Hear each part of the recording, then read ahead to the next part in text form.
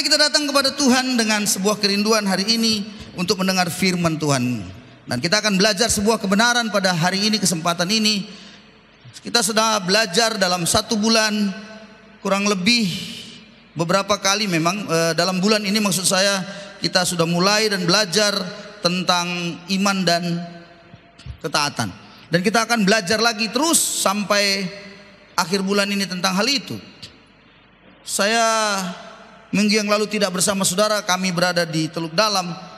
Dan ketika kami berada di Teluk Dalam, kami sangat melihat bagaimana Tuhan menolong kami di Teluk Dalam dan memberkati kami di Teluk Dalam dengan luar biasa. Maka oleh karena itu, saya berharap juga hari ini kita tetap percaya bahwa pelayanan yang ada di Teluk Dalam akan dipakai Tuhan luar biasa. Amin, saudara-saudara. Kita buka hari ini kebenaran demi kebenaran, dan kita akan belajar hari ini tentang aplikasi ketaatan. Apa itu, saudaraku? Aplikasi ketaatan. Kita belajar ketaatan begitu banyak, dan kita sudah dengar firman Tuhan begitu banyak tentang ketaatan. Dan kita mau belajar hari ini aplikasinya bagaimana dalam perjalanan kehidupan kita. Dalam menjalani hidup tentunya kita perlu bagaimana aplikasi yang sesungguhnya. Mari kita buka sebuah ayat firman Tuhan, Yohanes pasal 3 ayat yang ke-36. Barang siapa yang percaya, coba ulangi, ada sudah dapat semuanya ya?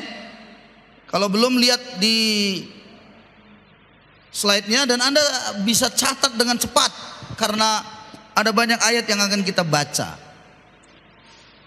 Yohanes 3 ayat 36, 2-3 ya.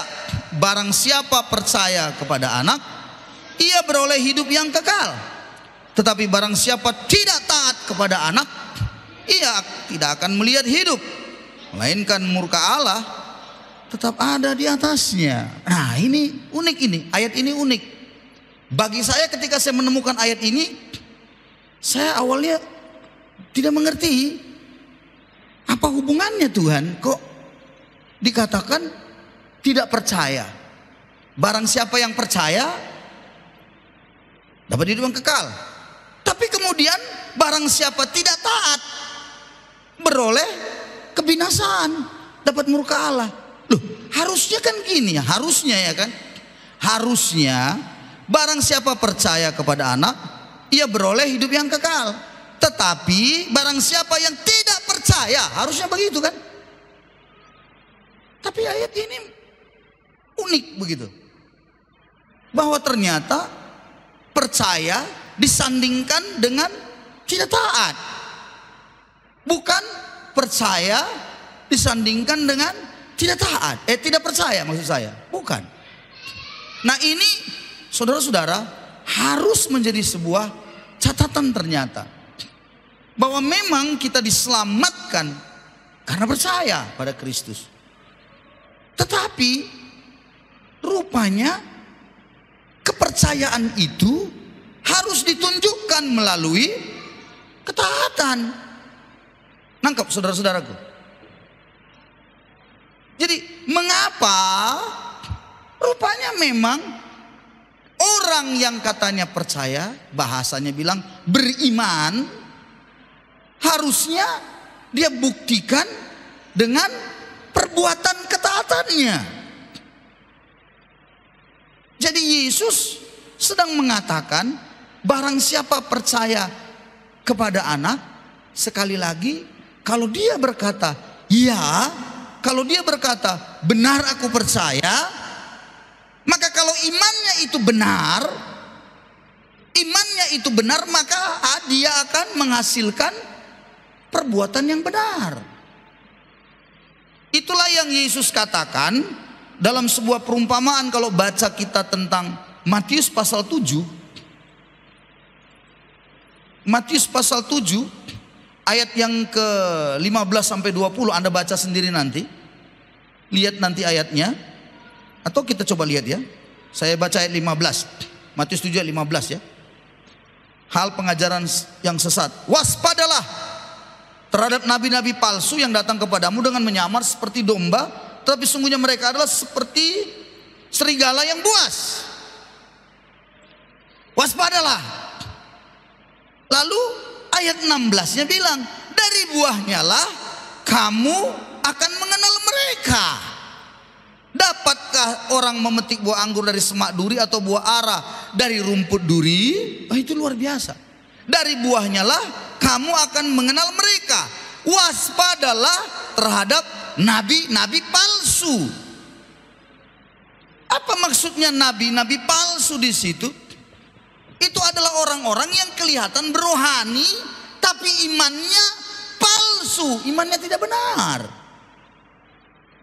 Itu akan dibuktikan melalui perbuatannya. Buah itu adalah hasil ketaatannya, perbuatannya.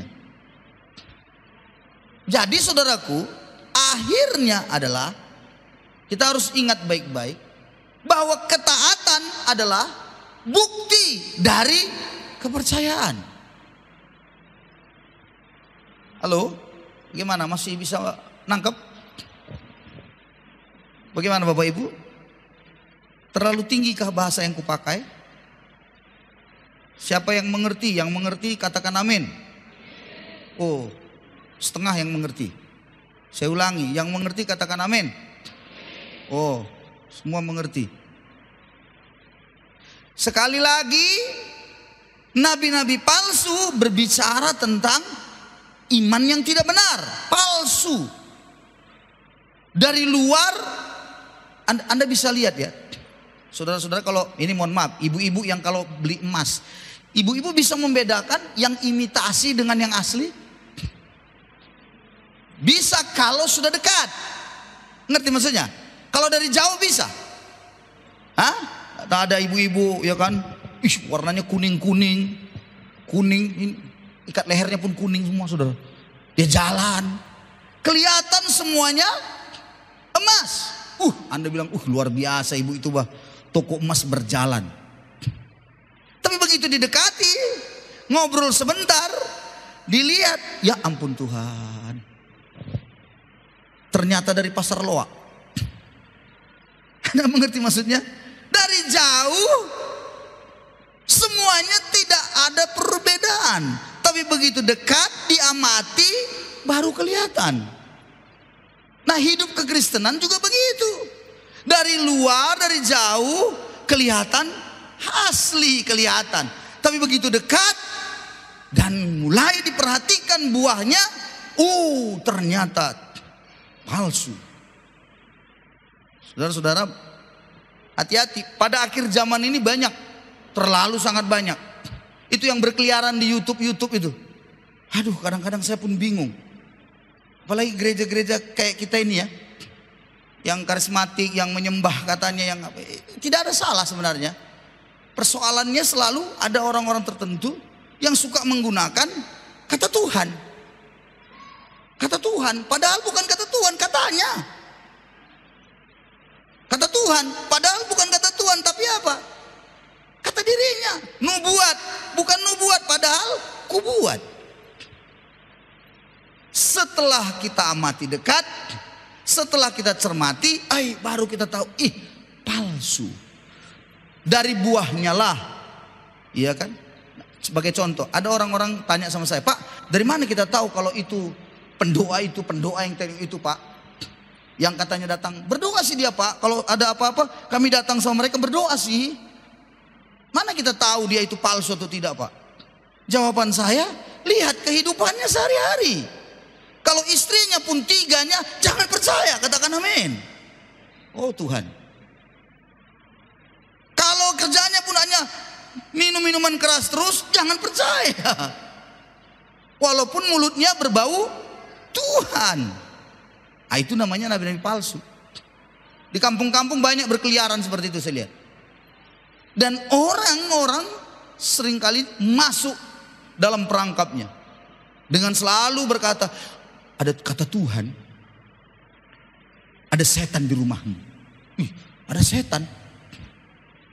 Asal dia pergi kemana-mana, dia lebih bisa merasakan hadirat setan daripada hadirat Tuhan. Ngeri. Asal masuk ke rumah orang, dia langsung bilang, kayaknya ini ada tuyul dalam rumah kalian, harus diusir. Asal ke rumah yang siapa saja, selalu urusannya setan, harus diusir. Ujung-ujungnya bagaimana cara mengusirnya, Pak? Kalian cari dulu ayam putih yang gak pernah dipegang orang. Dicari juga. Bodoh-bodoh. Dicari. Ayam putih yang gak pernah dipegang orang. Di mana kau cari di hutan sana pun gak ada itu. Saudara-saudaraku, berarti palsu. Ingat ya saudara, kalau Anda dan saya semakin Anda datang dan dekat pada Tuhan, mengerti bicara ketaatan, pada akhirnya Anda akan tahu seseorang ini palsu atau tidak. Kekristenan juga bisa dilihat palsu atau tidak. Ingat ya saudara, salah satu inti kekristenan adalah ketaatan. Salah satu inti kekristenan. Jadi ketaatan adalah tanda kesejatian. Anda sejati, tidak palsu maksudnya, itu dilihat dari ketaatan. Jadi saudara-saudaraku, ingat baik-baik, sekali lagi Anda dan saya harus betul-betul bisa mengerti bahwa ada korelasi atau hubungan antara iman dan ketaatan.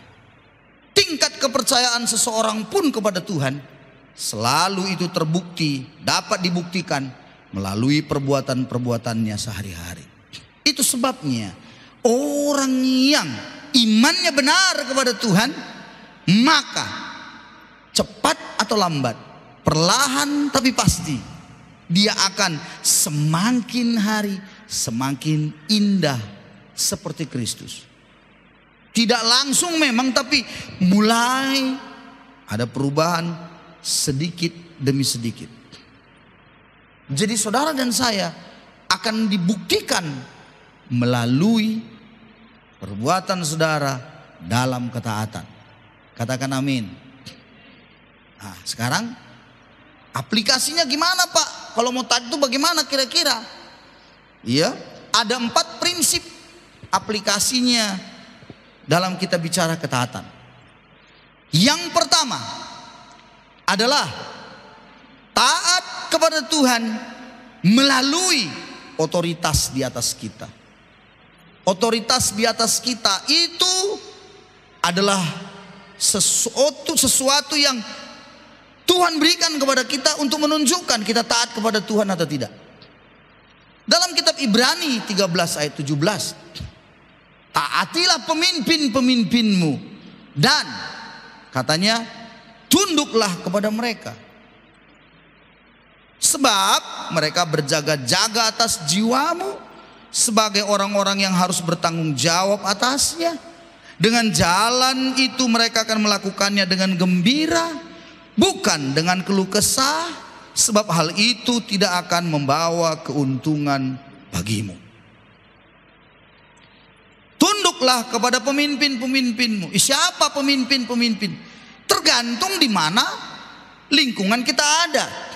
Kalau kita dalam dunia kerja, ada kepala kita, bos.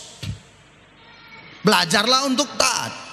Kalau di dunia kampus, ada pimpinannya di situ, rektor, dosen.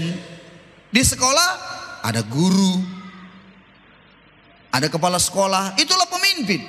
Dalam rumah tangga siapa? Bapak atau suami. Ingat baik-baik, suami harus menjadi pemimpin yang benar di situ. Maaf ya, ada banyak keluarga sudah menikah anaknya itu laki-laki. Apa yang terjadi? Orang tua ini merasa bahwa dia masih tetap pemimpin dalam rumah tangga anaknya. Salah. Mau diaturnya semuanya bagaimana keluarga anaknya. Salah, itu salah. Kalau sudah menikah, berarti sudah jadi sebuah lembaga yang baru. Maka si bapak itulah yang menjadi pemimpin. Tapi ada istri yang bilang, tapi suamiku Pak beleng-beleng. Beleng-beleng tahu? Ayah, idola lah suamiku Pak. Apa itu idola? Idiot dong lamban. Susah Pak, bagaimana suami saya begini? Nah, itu kan pertanyaan suka ibu-ibu gitu. Terpaksa Pak, apa boleh buat? Aku pun harus jadi pemimpin. Wah. Lalu kalau buat keputusan bagaimana ibu? Tidak perlu tahu suami saya. Kenapa? Beling-beling suami saya itu idiot, dongok, lamban. Udah idiot, dongok lagi, lamban lagi. Gak mungkin. Wah, maka si istri bilang, seolah-olah dialah yang menjadi jalannya, sehingga dia berkata, ya odolala, aku jalannya. Saya mau beritahu, setiap orang yang tidak mampu untuk menundukkan diri kepada pemimpin yang dilihatnya, tidak akan pernah mungkin bisa dia berbicara taat kepada Tuhan yang tidak dilihatnya. Anda mengerti maksudnya?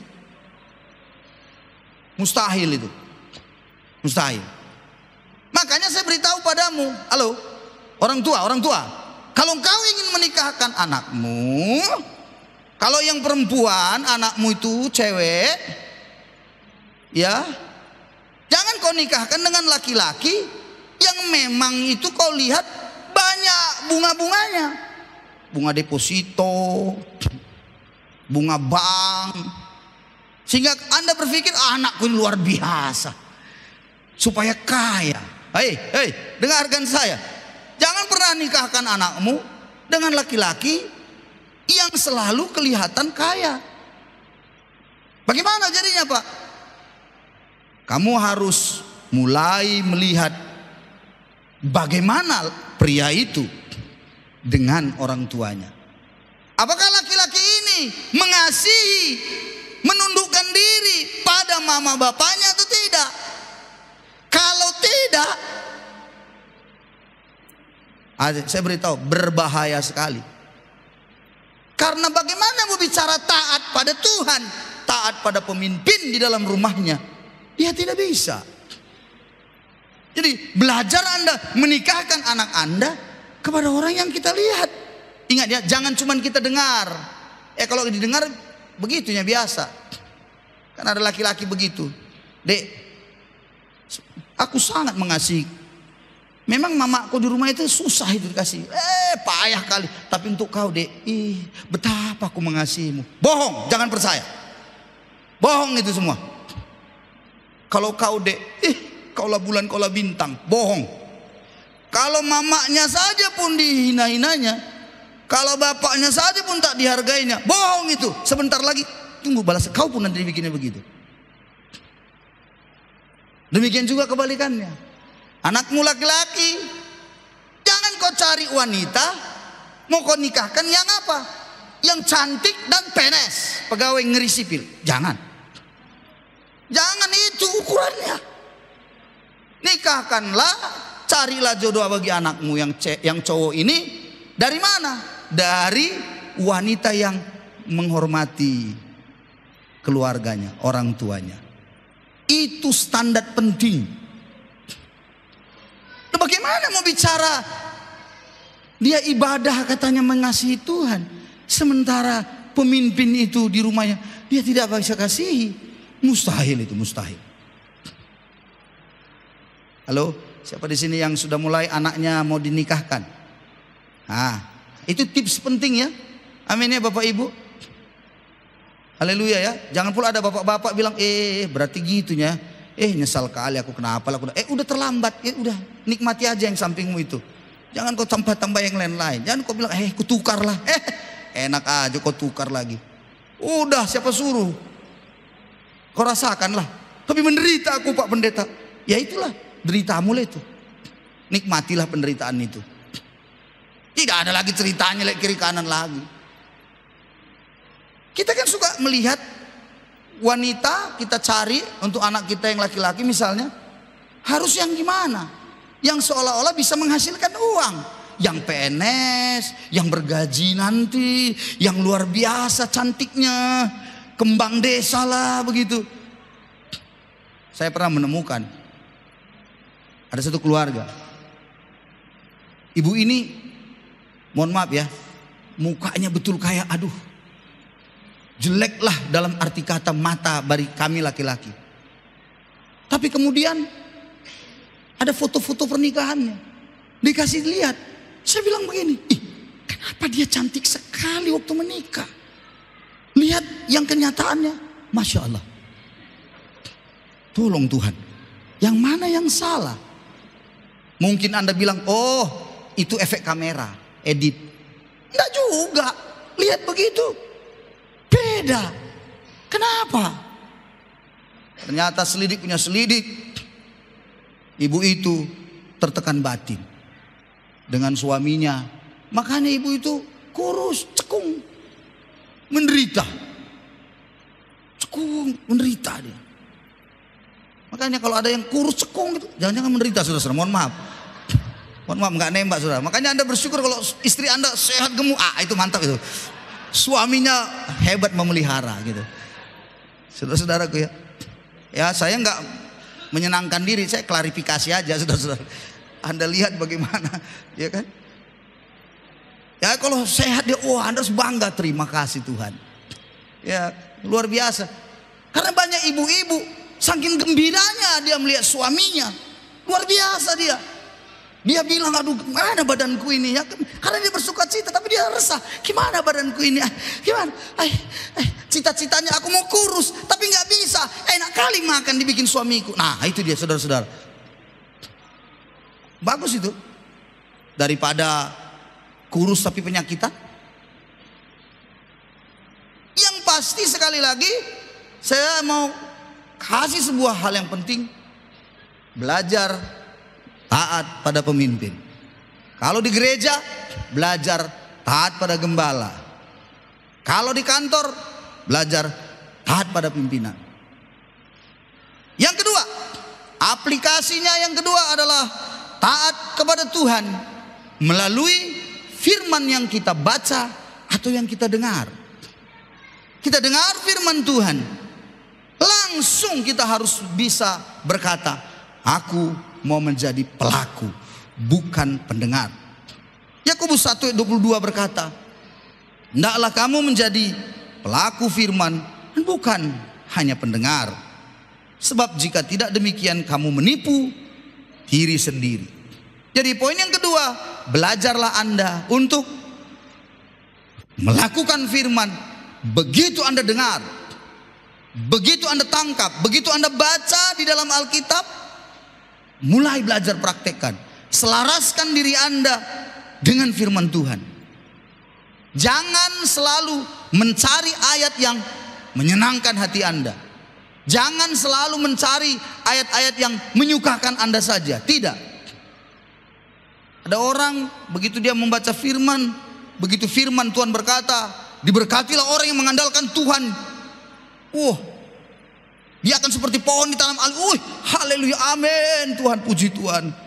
Ayat selanjutnya ada yang berkata, bertobatlah sebab kerajaan Allah sudah dekat. Dia bilang, ini bukan untuk aku ini untuk istriku. Nah, waktu bertobatlah untuk orang, tapi bukan untuk dia, saudara-saudara. Berapa banyak orang yang seperti itu saya temukan. Dia belajar untuk taat hanya pada hal tertentu saja. Tidak mau taat secara keseluruhan. Ingat, Anda sedang berkata kepada diri Anda bahwa saya hanya taat pada sebagian firman Tuhan. Itu sama dengan ketidaktaatan. Ketaatan itu memang harus kita upayakan 100% seluruh kebenaran firman Tuhan. Taatlah kita, saudara. Amin, saudara-saudara. Yang ketiga, taat kepada Tuhan melalui firman yang tertanam dalam hati. Biasanya ada ayat-ayat tertentu yang memang sudah melekat dalam diri saudara. Percaya, saya contohkan ada orang yang mau masuk training misalnya di tempat kami di Kanaan Farmer. Saya tanya padanya, menunjukkan dia adalah orang yang sungguh dalam Tuhan atau tidak. Sederhana. Saya tanya padanya, kamu sudah ikut CD di gerejamu dulu itu? Sudah, Pak. Saya tanya, apa ayat emas CD-mu? Dia udah enggak tahu. Apa itu, Pak? Apa itu ya? Nah, itu. Saya bilang, itu saja tak kau ingat. Boro-boro lagi kebenaran yang lain yang kau ingat. Karena sesungguhnya ada yang melekat dalam hati, di mana Roh Kudus menaruhkan itu dalam diri kita juga. Dan itu diingatkan. Coba contoh. Waktu Anda jalan, ini contoh nih. Contoh nih ya. Waktu Anda jalan, terus ada orang yang memaki Anda. Terus di dalam hati Anda berkata, jangan balas. Dalam hati. Terus iya ya, iya. Kata firman mengampuni, iya betul. Ingat, taat yang firman yang sudah Anda taruh dalam diri Anda. Anda ingat, hafalkan ayat-ayat dalam diri Anda. Ingat, taruh itu dan Anda harus lakukan. Karena Yakobus 1 ayat 21 berkata, sebab itu buanglah segala sesuatu yang kotor dan kejahatan yang begitu banyak itu, dan terimalah dengan lemah lembut firman yang tertanam dalam hatimu, yang berkuasa menyelamatkan jiwamu. Jadi ada yang tertanam, itu pasti roh Tuhan bekerja. Dalam kitab Roma berkata, setiap orang yang dipimpin oleh roh Allah adalah anak Allah. Jadi ada roh Tuhan yang memimpin saudara, mengingatkan saudara waktu Anda berjalan. Belajarlah Anda untuk taat. Amin saudaraku. Contoh yang lain. Waktu kita lihat lampu merah di persimpangan jalan. Anda mau jalan, Roh Kudus sudah bilang dalam itu merah bro. Oke? Tapi kita bilang le salania bro. Kita jawab gitu. Berarti Anda sedang melawan yang namanya jadi ketidaktaatan dalam hidup Anda. Ada lagi, kadang-kadang aku heran, masih ada di antara kita pergi kemana-mana tidak pakai helm, dengan berkata le salania, ladei polisi. Tidak ada polisi. Ini sudah jam 5 sore, nggak ada polisi, pagi-pagi yang ada. Saudara-saudara, Anda sedang melawan sesuatu dalam diri Anda. Itu yang nantinya bahasa Alkitab bilang hati nurani Anda kotor. Padahal sudah dibilang di dalam tuh jangan lawan. Akhirnya sepertinya tidak ada lagi berbicara dalam diri Anda. Hilang begitu. Anda tahu kenapa ada orang nggak takut lagi mati kebut-kebutan? Tahu? Seperti dia punya nyawa cadangan. Kenapa bisa begitu? Udah mati hati nuraninya. Dia sudah nggak takut lagi. Dia sudah nggak takut lagi. Udah mati. Jadi Anda hari ini harusnya sadar bahwa ada yang tertanam diingatkan Tuhan dalam diri ini. Firman, langsunglah Anda taat. Amin saudara-saudara. Siapa yang punya pengalaman seperti apa yang saya sampaikan ini? Ada yang punya pengalaman waktu jalan? Coba angkat tangan yang punya pengalaman. Tiba-tiba diingatkan Tuhan dalam hatinya. Ada yang punya pengalaman? Hanya 2 orang. Tuhan, yang lainnya nggak punya pengalaman. Hah? Oh berarti semuanya tidak taat. Oh Tuhan ampuni. Ya begitu saudara-saudaraku. Ingat saudara, ada di dalam hati. Percayalah ada itu pasti. Jangan ke sana. Di sana ada cobaan. Dalam hati kita nggak apa-apa. Aku ini anak Tuhan, kuat. Dalam nama Yesus, dalam nama Yesus. Dalam Yesus, keluar selalu. Dalam Yesus. Udah tahu di situ banyak godaan. Anda mantan pemain judi. Dan Anda sudah bertobat. Anda sudah berbahasa roh, berbahasa lidah, berbahasa gigi. Berjago betul dalam hal yang namanya penyembahan semuanya. Di sana tempat main judi. Anda tahu di dalam sudah bilang jangan ke sana. Tapi bilang darah Yesus. Darah Yesus. Jalan terus dia saudara-saudara. Dalam nama Yesus. Udah tahu dia lawan, itu tidak mau tahu, dia bilang haleluya. Kuasa Tuhan luar biasa. Yesus penolong, Yesus penolongku, penebusku. Bayangkan apa kata Tuhan? Doa Bapa kami, jauhkanlah kami daripada pencobaan. Jauhkan, tapi kita dekatkan aku pada pencobaan. Dekatkan. Kan aku hanya lihat-lihat, tidak main. Ngerti maksudnya saudara-saudara? Hati-hati, lihat-lihat kan. Lihat-lihat. Lu salah niat ya. Hanya lihat-lihat. Lalu dilihatnya lah kawannya main. Dia lihat-lihat. Lalu dibilang apa? Ini sudah bilang, pergi kau, pergi kau. Loh, diam. Suruhnya diam. Dia bilang, tenang. Dia mulai, ingat ya, lama-lama, makin redup suara itu. Situ, udah tahu mencuri, dilihatnya kawannya. Dia hanya lihat-lihat. Lalu dibilang sama kawannya, buruk, bukan yang itu tadi, yang ini tadi. Mulai saudara-saudaraku, yang ini, jangan kasih, yang ini. Mulailah diajari, mulai begitu. Lama-lama begini. Lama-lama kawan, kau pun ngapa begini? Iya salah kau main, kau lagi main. Oke lah, sudah kau yang main. Gitu. Wah, ialah main lah saudara-saudaraku. Begitu ada tertanam dalam hati Anda, taatlah dengan cepat. Amin saudara-saudara.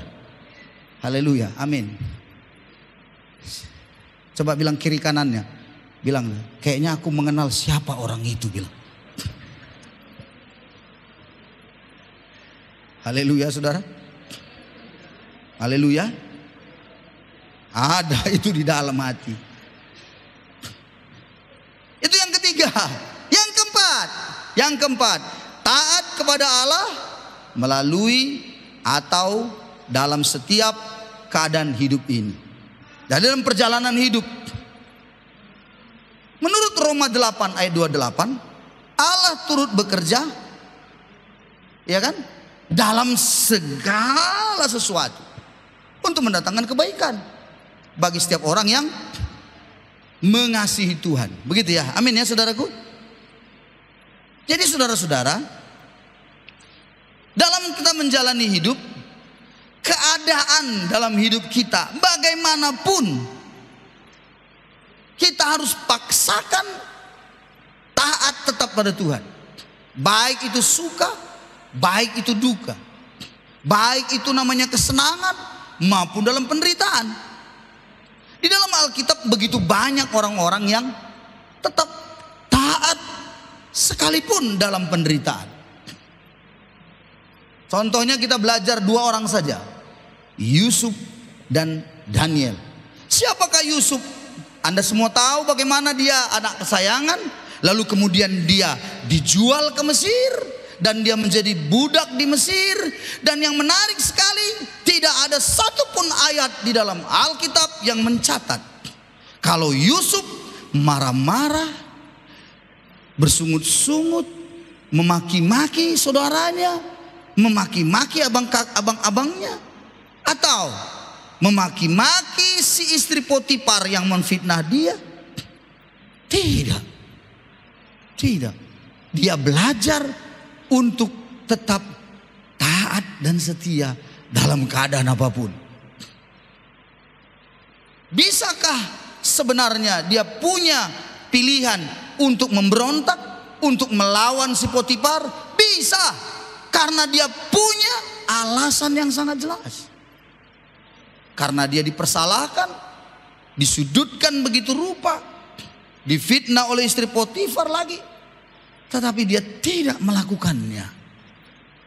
Dan yang menarik saudara-saudaraku, Yusuf pada akhirnya dalam sebuah ayat waktu bertemu dengan abang-abangnya, dalam Kejadian pasal 50 ayat yang ke-20.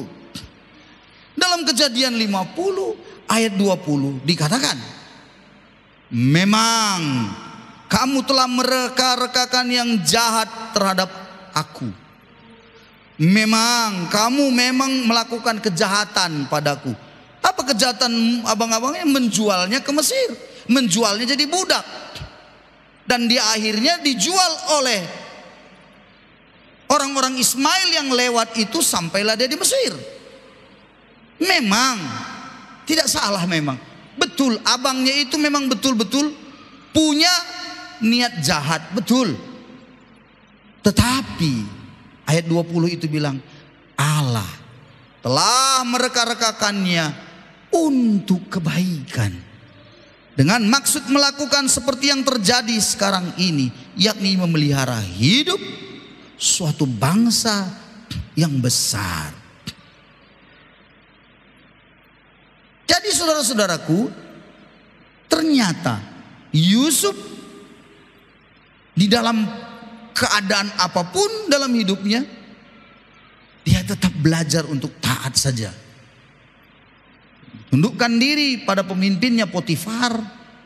Dia menunggu waktunya Tuhan dalam hidupnya, dengan punya sebuah keyakinan dan kepercayaan bahwa Tuhan penolong, Tuhan itu membela. Saudara, dengarkan saya. Buah-buah dari ketaatan Anda itu seringkali memang hasilnya buah itu harus ditunggu. Kadang-kadang lama sampai matang buah itu dalam hidup ini. Menunggu itu adalah pekerjaan yang memang sangatlah membosankan. Menunggu bagaimana Tuhan akan bekerja dan mempermuliakan namanya melalui kita, itu waktunya kadang bisa 1 tahun, 2 tahun, 3 tahun, 5 tahun, malah bisa 10-20 tahun kemudian. Anda dan saya harus sabar menanti dan menunggu saatnya. Yusuf waktu dijual oleh abang-abangnya berumur kurang lebih 15-17 tahun.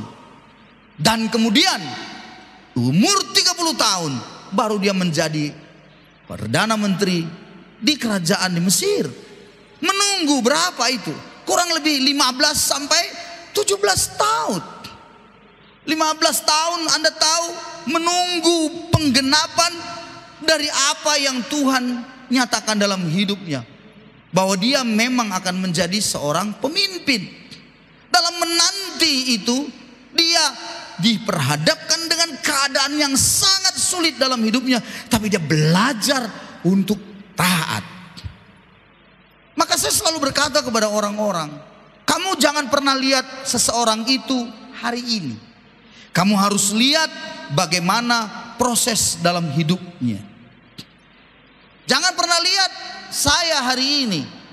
Jangan pernah lihat seorang hamba Tuhan yang Anda lihat mungkin dipakai Tuhan dan sekarang dia menjadi orang yang terkenal. Jangan lihat hari ini. Lihat proses Tuhan dalam hidupnya. Dia belajar untuk taat dan setia di situ. Nick Fujikik, seorang yang tidak punya kaki, tidak punya tangan, dilahirkan dengan cacat yang begitu rupa. Apakah mamanya, bapaknya itu penjahat? Tidak, pendeta, hamba Tuhan, tapi melahirkan anak yang cacat seperti itu. Tentunya dalam dunia akan ada penghakiman yang mengatakan pasti itu gara-gara dosa bapaknya mamanya itu. Pasti gara-gara ini itu. Akan dapat penghinaan. Tapi Anda tahu, orang tuanya awalnya memang tidak bisa menerima anaknya bisa lahir begitu. Tapi kemudian dalam seiring waktu mereka merawat anak itu. Mereka benar-benar mengasihinya. Apa yang terjadi? Kalau Anda lihat sekarang sini, Anda bisa cek searching di Google. Istrinya tinggi. Dia kalau kasih seminar atau khotbah, ya harus ada meja di sini. Dan dia berdiri. Karena pendek sekali. Istrinya cantik, tinggi. Dan punya anak sudah. Saudara-saudara, yang menarik begini. Sekali waktu dia memberikan sebuah seminar di Bali. Dalam waktu yang sangat singkat, hanya beberapa jam, dia sudah mendapatkan fee dari itu ratusan juta. Dari dia sekali membuat seminar itu ratusan juta. Ada kawan pendeta bilang begini, senang sekali Sinik itu, enak kali dia cuma ngomong gini, dapat dia ratusan juta. Hebat sekali, luar biasa. Saya tanya padanya, kamu mau seperti itu? Ya maulah, siapa yang gak mau? Kalau kau mau, potong kakimu, potong tanganmu. baru bisa. Nggak mau. Artinya apa? Melihat Nick yang seperti itu sekarang, dia nggak lihat proses penderitaannya. Dia nggak melihat betapa susah hidupnya. Bagaimana dia diurus oleh mama bapak, dia nggak lihat itu. Manusia suka kali seperti itu. Cuman mau lihat senangnya seseorang, tapi tidak pernah mau melihat proses yang dijalani orang itu semasa dia hidup sampai hari ini. Saudara-saudara, Anda dan saya ingat baik-baik, saatnya akan tiba, buah ketaatan Anda pasti akan menghasilkan buahnya. Percayalah. Daniel, siapakah Daniel? Daniel adalah salah satu dari anak muda yang dibawa ke pembuangan di Babel. Dan kemudian dia pun dijadikan namanya tawanan. Tapi kemudian dipilih oleh Raja Babel, orang-orang yang perawakannya lumayan dan pintar begitu. Lalu kemudian dijadikan, dididik dia di dalam istana, diajari berbagai ilmu yang ada di istana, supaya nanti bisa menjadi orang-orang yang memimpin banyak hal, membantu raja. Daniel adalah anak Tuhan. Ingat, dia ada dalam pembuangan di Babel. Dan ingat, itu artinya bahwa dia tidak punya banyak kebebasan. Sebagai tawanan, sebagai budak. Tetapi dia tidak mengalami yang disebut, ayatnya tidak ada yang bilang, maka menyesallah Daniel, lalu dia menggerutu, lalu dia marah-marah, lalu dia maki-maki. Nggak ada ayatnya pula. Tapi Daniel tetap taat dalam setiap keadaan dalam hidupnya. Apa yang terjadi padanya? Lalu dia diberikan makanan raja. Makanan raja ini sudah dipersiapkan, tapi sudah dipersembahkan dulu kepada berhala. Makanan raja kan anggur, apa yang haram-haram semua. Barulah kemudian setelah dipersembahkan kepada berhala, udah haram, tapi kepada berhala pula duluan didoakan, baru diberikan kepada Daniel dan orang-orang lain yang bersama dengan dia. Tapi Alkitab berkata, bagaimana Daniel, Hananya, Misael dan Azaria, teman-temannya semuanya menjaga hidupnya untuk tetap taat kepada apa kata firman Tuhan. Daniel pasal yang ke 1 ayat 8 dikatakan begini, Daniel berketetapan untuk tidak menajiskan dirinya dengan santapan raja dan dengan anggur yang biasa diminum raja. Dimintanyalah kepada pemimpin pegawai istana itu supaya tak usah menajiskan dirinya. Kata berketetapan untuk tidak, berketetapan hati. Jadi dia ambil sebuah tekad untuk dia lebih mentaati firman Tuhan daripada mentaati manusia. Alhasil saudara-saudara, Daniel diberi Tuhan kecerdasan, dan Alkitab berkata 10 kali lebih cerdas daripada orang-orang pintar dalam zamannya.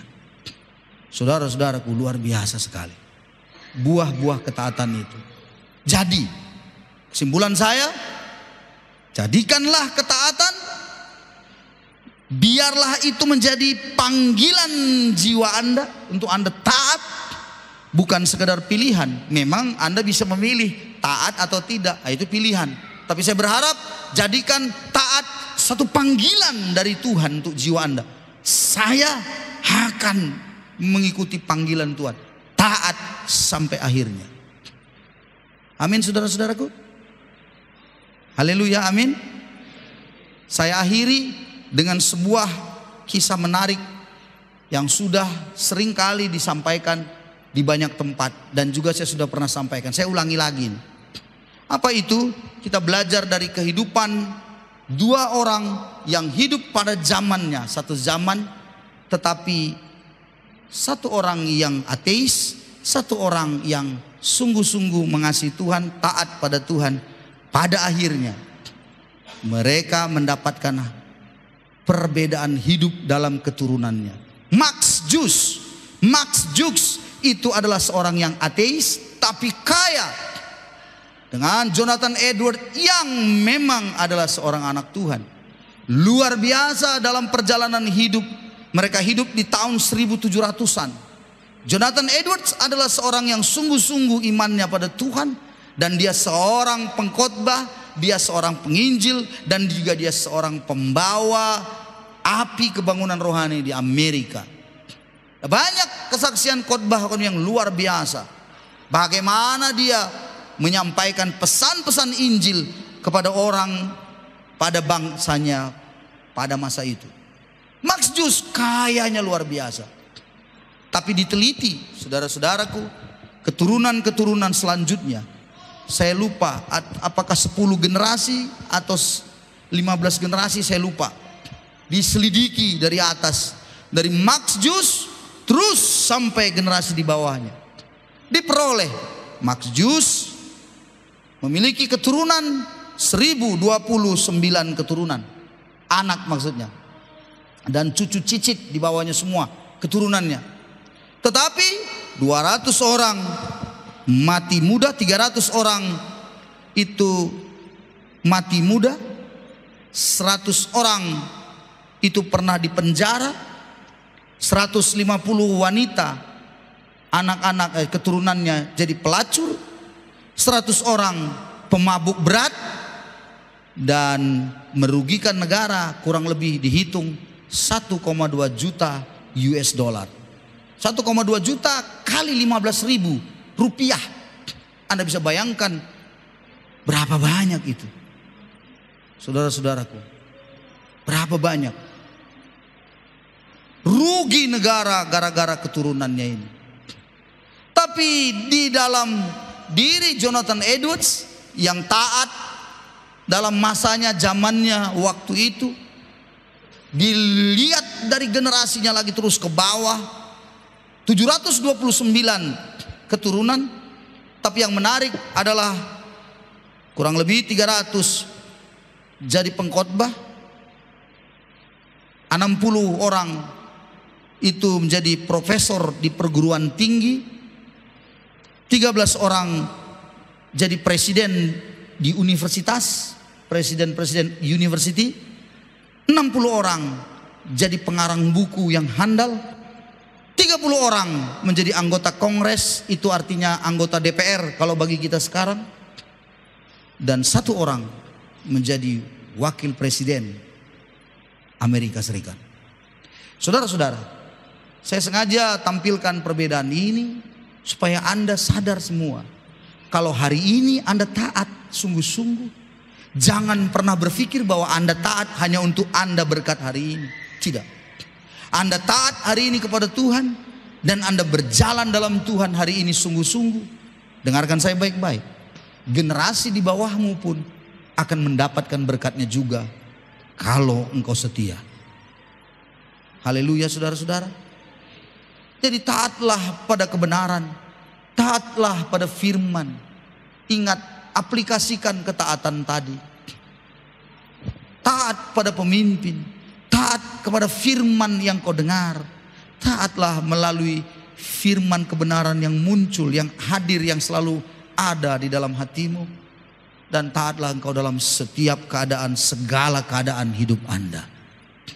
Yakinkan diri Anda bahwa saatnya akan tiba, engkau akan menuai hasil ketaatanmu itu. Haleluya. Mungkin bisa saja kita, ya mungkin sudah dipanggil Tuhan begitu ya, saudara-saudara, bisa saja. Ya kita tidak bisa melihat, ya kan? Tapi kita sudah melahirkan generasi luar biasa di pulau ini. Yakinkan diri Anda, kalau Anda taat dan setia, Anda akan melihat anak-anak Anda, cucu-cucu Anda menjadi luar biasa. Saudara-saudara, saya suka lihat contoh nih ya, saudara ya. Saya suka lihat begini. Setiap orang di dalam, saya lihat hari-hari ini orang-orang yang hebat begitu, saya suka sekali ingin bertemu dengan orang tuanya, keluarganya di atasnya gitu. Saya selalu melihat apa yang dilakukan oleh orang tua itu pada zamannya dulu. Dan saya suka bertanya, mungkin agak sedikit ya terlalu banyak ngomong bertanya begitu. Tetapi penting buat saya untuk menjadikan sebuah kesaksian dalam hidup saya bahwa benarlah firman Tuhan. Dan di banyak tempat yang kulihat adalah mengapa seperti itu anaknya, generasinya luar biasa. Selidik punya selidik. Saya selalu menjumpai orang tua itu adalah orang tua yang taat di dalam Tuhan. Kesimpulan saya di situ. Kalau tidak, maka saya juga menyimpulkan dari atas pasti ada yang salah. Nah saudara-saudara, bagaimana dengan kita hari ini? Mungkin kita bilang orang tua saya nggak taat pak. Maka hari ini saya beritahu pada Anda, stop. Yang namanya sesuatu yang buruk akan diturunkan lewat generasi itu. Sekarang rubah, bahwa dari Anda lah akan tampil generasi hebat di kemudian hari. Orang tua Anda oke lah, apa boleh buat, sudah lewat. Orang tua saya meninggal, saudaraku, sudah lewat semuanya, itu sudah selesai. Tapi saya mulai dari saya selidik memang dari generasi kami di atas. Tanya. Ya saudara, belum ada yang jadi hamba Tuhan, belum ada jadi pendeta, baru saya. Wih, luar biasa saudara-saudara. Kalau Anda pernah mendengar ya bagaimana orang-orang zaman dahulu mendidik anaknya, sangat keras bukan? Mengerikan sekali. Tapi persoalannya ternyata bisa saja cara mendidiknya salah karena memang tidak mengerti, tidak peduli, tidak tahu dia apa boleh buat. Tapi rupanya dalam dia menjalani hidup ada banyak hal-hal yang benar yang dilakukannya untuk anak-anaknya. Dan itu sungguh luar biasa. Bukan berarti yang saya katakan taat semuanya Anda tidak punya kelemahan. Tidak. Setiap kita punya kesalahan. Katakan amin. Pasti punya kelemahan. Namun yang saya berharap Anda dan saya harus sadar bahwa dalam semua kesalahan apapun, Anda dan saya harus tetap berjalan kembali pada taat pada firman Tuhan. Rubah hidup Anda. Kalau Anda tahu Anda sudah salah, belok cepat, luruskan jalan Anda dan saya. Kalau sudah tahu bahwa itu tidak benar, belok lagi, lurus lagi saudara-saudara. Kalau Anda gagal, tidak apa-apa, bangkit lagi. Jatuh Anda oleh karena sesuatu hal, godaan apa semua, bangkit lagi, cepat, harus kembali, cepat. Tujuannya apa? Tujuannya bukan hanya untuk hari ini berkat yang Anda peroleh, tapi untuk generasi Anda di kemudian hari. Jangan main-main, sudah jangan anggap remeh. Tuhan matanya tidak pernah terlelap. Dan saya berharap dari gereja inilah, saya tidak bisa melihat hari ini memang. Mungkin suatu kali di usia yang sudah sangat lanjut, mungkin saya akan melihat, akan tampil orang-orang yang duduk di pemerintahan yang luar biasa dipakai Tuhan. Dan saya berharap betul itu adalah anak-anak saudara yang hari ini ada di sini. Mari kita beri tepuk tangan pada Yesus kita yang luar biasa. Mari kita datang pada Tuhan. Kita bawa hidup kita hari ini untuk kita sungguh-sungguh setia di dalam Tuhan.